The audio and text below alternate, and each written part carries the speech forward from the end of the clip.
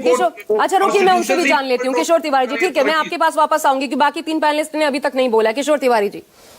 नहीं, मैं सुन रहा था, पोद्दार जी को सुन रहा था। पोद्दार जी निशिकांत दुबे के स्टेटमेंट की समर्थन कर रहे। अरे भैया, नड्डा जी ने तो डिसोन किया। क्यों किया? क्योंकि वो असंवैधानिक और बहुत ही मालाफाड़ी इंडिकेशन थे।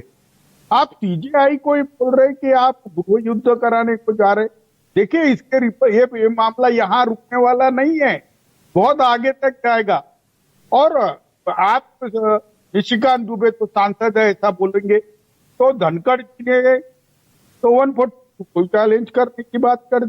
अब मुझे बताइए, ये सोची समझी साजिश है बीजेपी की। अब जब धनंजय चंद्रचूड़ साहब आपके तरफ से निर्णय लेते थे, तब तो आपने कभी नहीं बोला। अब मुझे बताइए कि क्या है। और अभी मुझे बताइए। किशोर तिवारी जी, ये बताइए, क्या इससे पहले, आप तो पुराने राजनेता हैं, क्या सरकारों ने सुप्रीम कोर्ट को चैलेंज नहीं किया है? ये नहीं हुआ इतिहास में, चाहे इमरजेंसी के वक्त जब इंदिरा गांधी का उनका चुनाव रद्द हुआ था तब, चाहे शाहबानो केस में तब, क्या चैलेंज नहीं किया गया था? क्या सुप्रीम कोर्ट के फैसलों को नहीं पलटा गया था? तो अभी इतना इस पर हो हल्ला क्यों? आशा जी, इन्होंने तो चंद्रचूड़ जी, 1 मिनट रुक जाइए। किशोर तिवारी जी से मेरा सवाल है, ये तो होता रहा है, हर सरकार करती रही है। किशोर तिवारी जी, देखिए, मैं अभी बता रहा हूं आपको कि अगर सरकार कोई निर्णय बदलती है सुप्रीम कोर्ट का, वो भी आलोचना के अधिकारी होती है। और सभी कुछ ठीक ठाक हो रहा है, ऐसा नहीं है।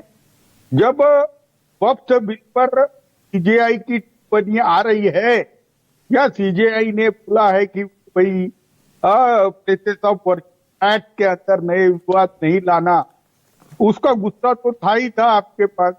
तो ये गुस्सा निकल के आया है। और आप ये बताइए, आपके फर्जी के जब तक सीजीआई थे तो उनको रिहेबिलिट करते बैठे। उनके पास वो गणपति की आरती को जाते रहे। अभी मैं बता रहा हूं, अभी जो सुप्रीम कोर्ट के सीजीआई है, वो अपने नैतिक विवेक के सहारे ले रहे हैं और बीजेपी की तानाशाही को रोक रहे हैं।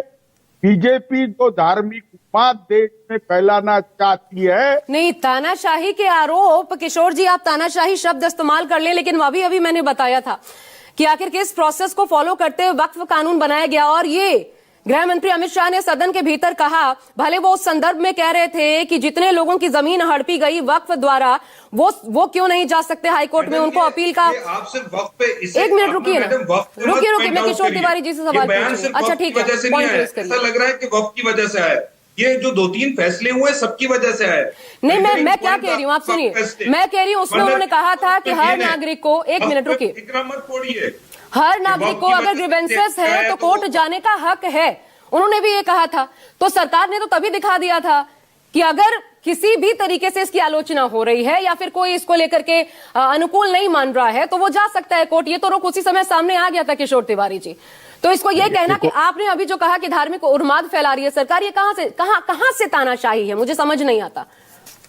नहीं, एक बात मैं बताऊं, जिस प्रकार के स्टेटमेंट बीजेपी की तरफ से या प्राइम मिनिस्टर जी की तरफ से आ रहे हैं बार बार, या योगी जी की तरफ से आ रहे हैं, तो उससे तो धार्मिक उन्माद ही फैल रहा है। लेकिन मुझे अभी बताइए कि सुप्रीम कोर्ट ने कहा ये जो वक्त बिल के प्रोविजंस है, उसको डिसोन किया है।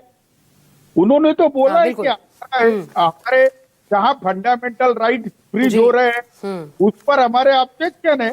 सरकार बताए कि ना, सरकार बताए। सरकार ने तो अपनी मेजॉरिटी के सहारे संसद में पास कर लिया। बिल्कुल। तो क्या सुप्रीम कोर्ट के सारे अधिकार पोद्दार जी आप अपने पास रखना चाहते हैं? देश का 240 पे कर रहे हैं। अगर 400 एमपी होते तो संविधान खत्म कर देते। जो बात हम कहते हैं 240 पे सुप्रीम कोर्ट को धमका रहे हैं। कहीं 350-400 एमपी होते तिवारी जी तो ये संविधान वाकई में खत्म कर देते, रिजर्वेशन छीन लेते। रोहित अग्रवाल, ठीक है, अब रोहित अग्रवाल को ला रही हूं मैं इस चर्चा में। रोहित जी,